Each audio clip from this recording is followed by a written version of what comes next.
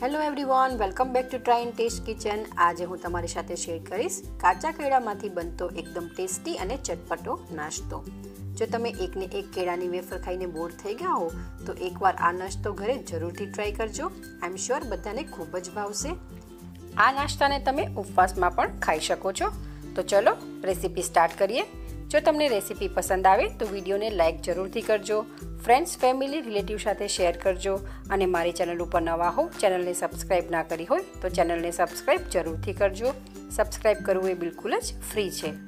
Subscribe કરવા માટે નીચે આપેલો રેડ બટન પ્રેસ કરવો અને સાથે સાથે બાજુમાં આપેલો બેલ આઇકન પણ જરૂરથી પ્રેસ કરજો અને તેમાં ઓલ સિલેક્ટ કરજો, જેથી તમને મારા બધા જ વિડીયોની નોટિફિકેશન મળતી રહે। કાચા કેળાનો આ ચટપટી નાસ્તો બનાવવા માટે અહીંયા મેં 4 નંગ કાચા કેળા લીધા છે। તમને ઇઝીલી માર્કેટમાંથી મળી જશે। હવે આપણે આ કેળાને કટ કરવાના છે, પણ એની પહેલાં આપણે એક મિશ્રણ તૈયાર કરી લઈએ। તેના માટે આપણે એક વાટકી લઈશું અને એ વાટકીમાં આપણે 1/4 કપ પાણી એડ કરીશું। અહીંયા મેં 1/4 કપ પાણી એડ કર્યું છે। ત્યારબાદ આપણે તેમાં સ્વાદ અનુસાર મીઠું એડ કરીશું। અહીંયા મેં એક નાની ચમચી મીઠું એડ કર્યું છે અને 1/4 ટેબલસ્પૂન હળદર એડ કરી મિક્સ કરી લઈશું।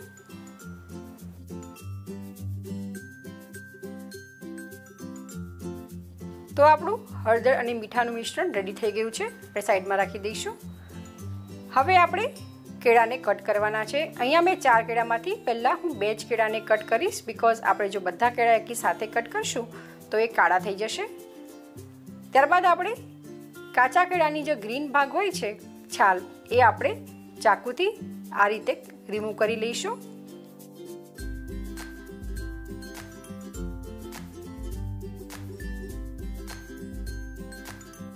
તો આપણી કેળાની છાલ રિમૂવ થઈ ગઈ છે, પ્લેટમાં મૂકી દઈશું અને એવી જ રીતે આપણે બીજા કેળાની છાલને પણ રિમૂવ કરી દઈશું। 2 કેળાની છાલ રિમૂવ થઈ ગઈ છે। હવે આપણે કેળાને કટ કરીશું। તો અહીંયા આપણે એપ્રોક્સિમેટલી અડધા ઇંચ જેટલી થિકનેસવાળી કેળાની સ્લાઇસ કરીશું। એવું કંઈ હાર્ડ એન્ડ ફાસ્ટ રૂલ નથી કે અડધો ઇંચ જ હોવો જોઈએ, પણ એપ્રોક્સિમેટલી અડધો ઇંચ જેટલું જાડું આપણે રાખશું। તો મેં અહીંયા બધા જ કેળાની સ્લાઇસને કટ કરી લીધી છે। જ્યારે આપણે કેળાને કટ કરવાનું સ્ટાર્ટ કરીએ ત્યારે જ આપણે તેલને પણ ગરમ કરવા મૂકી દેવું। આપણું તેલ સરસ ગરમ થઈ ગયું છે। હવે આપણે કેળાની સ્લાઇસને તેલમાં એડ કરી ફ્રાય કરી લઈશું। તેલ ગરમ થઈ જાય ત્યારબાદ આપણે ગેસની ફ્લેમને મીડિયમ કરી બનાનાની સ્લાઇસને ફ્રાય કરી લઈશું। કેળાની સ્લાઇસને આપણે મીડિયમ ફ્લેમ ઉપર 3 થી 4 મિનિટ સુધી, જ્યાં સુધી થોડા સોફ્ટ ન થાય ત્યાં સુધી આપણે ફ્રાય કરવાના છે।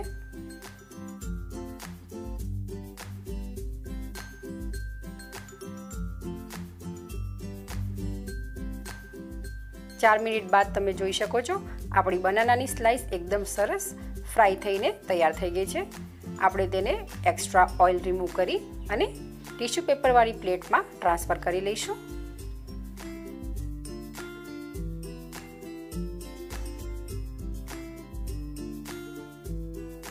અને એવી જ રીતે મેં આ બીજી બેચ પણ ફ્રાય કરી લીધી છે। આપણે એને પણ ટીશ્યુ પેપર ઉપર ટ્રાન્સફર કરી લઈશું।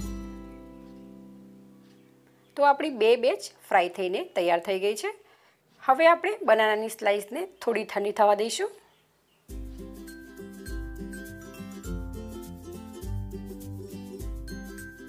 એકથી 1.5 મિનિટ બાદ આપણી બનાનાની સ્લાઇસ ઠંડી થઈ ગઈ છે।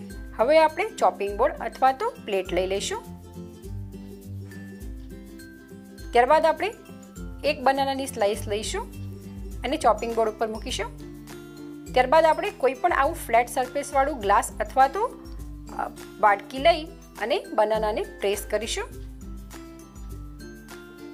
તમે જોઈ શકો છો ખૂબ જ સરસ આપણી બનાનાની ચિપ્સ બની છે। હું તમને બીજી ચિપ્સ પણ આ રીતે બનાવીને બતાવી દઉં। આપણે એક ચિપ્સ લઈશું અને ગ્લાસ અથવા તો વાટકી વડે પ્રેસ કરી દઈશું।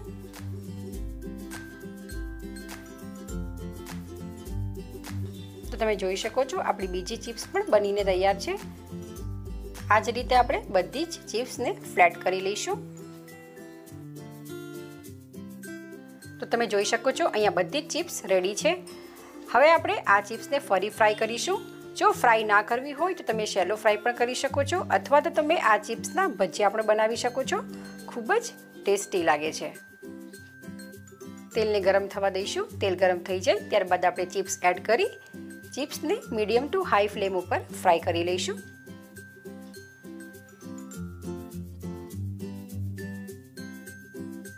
ચિપ્સને ફ્રાય થતાં 2 મિનિટ થઈ ગઈ છે। તમે જોઈ શકો છો આપણી ખૂબ જ સરસ ક્રિસ્પી ફ્રાય થઈ ગઈ છે। હવે આપણે તૈયાર કરેલું મિશ્રણ હળદર અને મીઠાનું મિશ્રણ એડ કરવાનું છે, પણ થોડું ધ્યાનમાં રાખીને, કારણ કે પાણી છે એટલે તેલમાં સ્પ્લેટર થશે।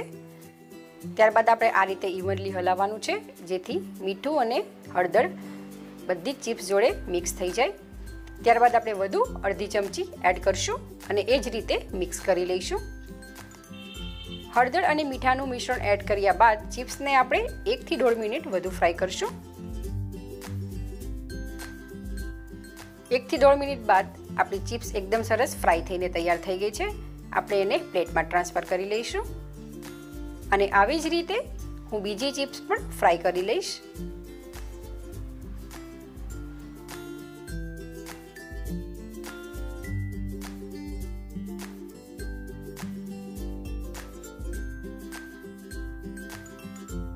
તો આપણી બીજી બેચ પણ ફ્રાય થઈને તૈયાર થઈ ગઈ છે। આપણે ચિપ્સને પ્લેટમાં ટ્રાન્સફર કરી લઈશું। તો આપણી ચિપ્સ ફ્રાય થઈને તૈયાર થઈ ગઈ છે। હું તમને અવાજ પણ સંભળાવી દઉં। સાંભળ્યું ને? એકદમ ક્રિસ્પી આપણી બનાના ચિપ્સ ફ્રાય થઈને તૈયાર છે। ત્યારબાદ આપણે ચિપ્સમાં મસાલા એડ કરીશું। તમે તમારા મનપસંદના મસાલામાં એડ કરી શકો છો। મેં અહીંયા મસાલામાં બ્લેક પેપર પાવડર અને લાલ મરચું એડ કર્યું છે। મસાલા એડ કરી આપણે સરસ મિક્સ કરી લઈશું। તમે આની અંદર ચાટ મસાલો એડ કરી શકો છો, ચીલી ફ્લેક્સ એડ કરી શકો છો અને ગરમ મસાલો એડ કરવો હોય તો એ પણ એડ કરી શકો છો। મીઠું તો આપણે ચિપ્સ ફ્રાય કરતી વખતે તેલમાં એડ કર્યું હતું, એટલા માટે હું અત્યારે એડ નથી કરતી, બટ સ્ટીલ તમને મોડું લાગે તો તમે ટેસ્ટ કરી એડ કરી શકો છો। તો આ ચિપ્સને તમે આ રીતે પણ ખાઈ શકો છો અથવા તો ઉપરથી લીંબુ સ્ક્વીઝ કરી એકદમ ખટ્ટા મીઠા સ્વાદ સાથે પણ આ ચિપ્સને ખાઈ શકો છો। તો તમે પણ એકવાર આ રીતે જરૂરથી બનાવજો ઘરે અને કેવી બની છે એ મને કમેન્ટ બોક્સમાં જરૂરથી જણાવજો।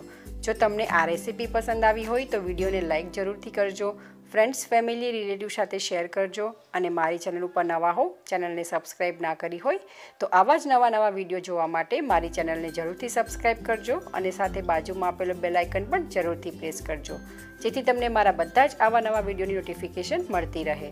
તો ચલો ફરી મળીશું એક આવી જ નવી રેસીપી સાથે। Thank you for watching my video.